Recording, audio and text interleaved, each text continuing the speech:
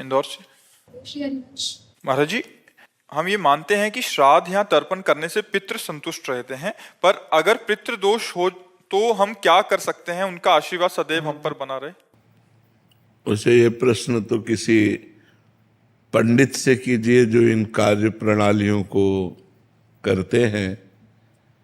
हम ये जानते हैं कि समस्त दोषों से मुक्त होने के लिए, समस्त ऋणों से मुक्त होने के लिए, देव ऋण, ऋषि ऋण, मातृ ऋण, पितृ ऋण, गुरु ऋण, समस्त ऋणों से मुक्त होने के लिए और समस्त दोषों से मुक्त होने के लिए एकमात्र भगवान की शरण लेकर यदि हम नाम जपते हुए अपने कार्यों को करें, चाहे वो पितृ तर्पण हो, चाहे वो श्राद्ध हो, तो इससे सब दोष मुक्त हो जाएंगे, सब पितरों का कल्याण हो जाएगा। सात तरति सा लोकान तारयति, वो स्वयं तर जाता है, लोकों को तार देता है, जो अपने चित्त को भगवान में अर्पित कर देता है। जो निरंतर नाम जप करता है, भगवान की शरण में है, ये उपाय तो हम जानते हैं।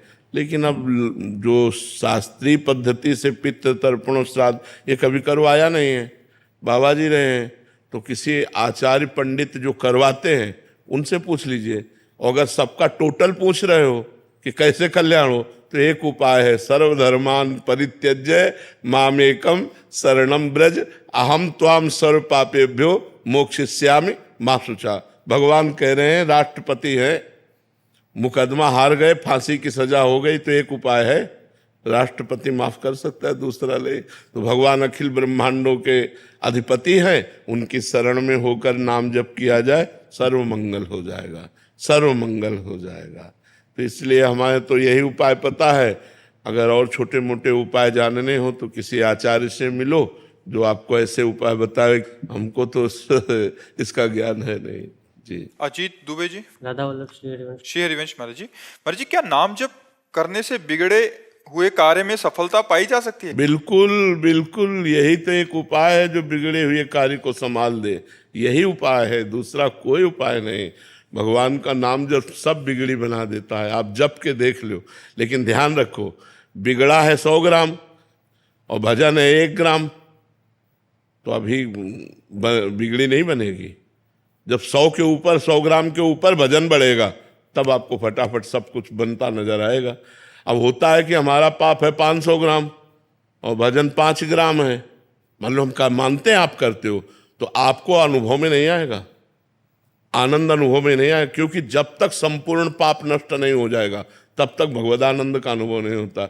इसीलिए कुछ लोग थोड़े दिन भजन करते हैं और देखते हैं कि लाभ तो मिल नहीं रहा, नुकसान हो रहा है। नहीं, भजन तो लाभ दे रहा है, वो आपके पूर्व पापों का नाश कर रहा है, आपका मंगल कर रहा है। भजन कभी व्यर्थ नहीं जाता, अविनाशी परमात्मा का सुमिरन भजन कभी व्यर्थ नहीं जाता। इसलिए नाम जप करो, बिगड़े काम बनेंगे, पर संभल लो। हम इस बात को दिमाग में बैठा लो कि जितना तुम्हारा गलत आचरण, जब तक वो नष्ट नहीं हो जाएगा तब तक आपका मंगल नहीं होगा।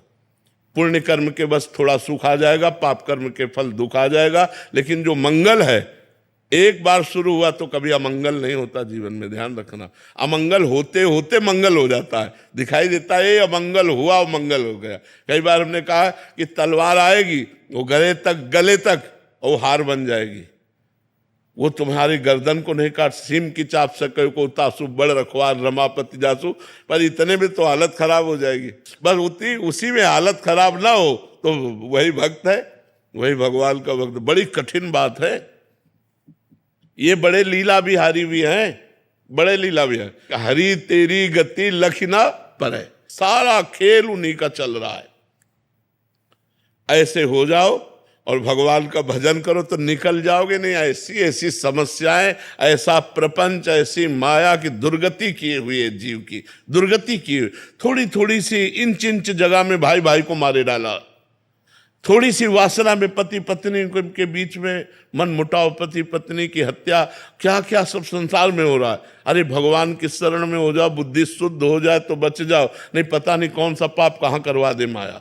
और निरंतर नाम जप करो, तभी आनंद की अनुभूति होगी।